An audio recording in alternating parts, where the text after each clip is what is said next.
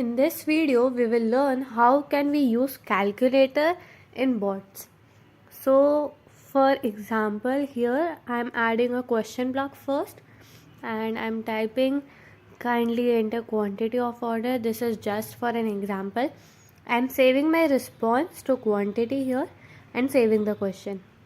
Now in next step, I'll add automation app here. So I'll go to calculator.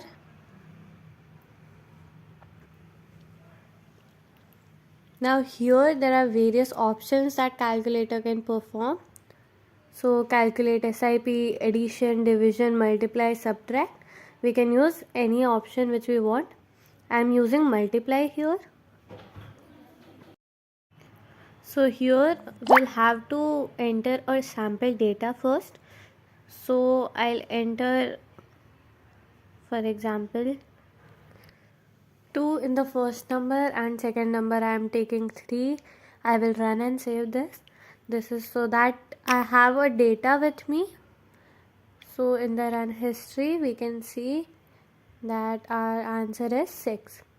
Now in the first number I'll take quantity which was saved in my custom field from previous question, and in the second number I am taking 100 here. This can be a variable, but I want it to be constant as I am trying that as soon as the customer enters the quantity of item they want, we multiply it with its price per unit and send it to the customer. So I am saving my answer from multiplication under budget, and then I'll simply send a text message.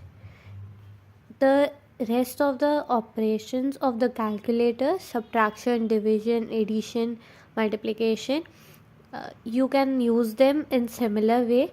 All you have to do is make sure that you enter a sample value first in first number and second number, run and save it, and then enter the values that you actually want.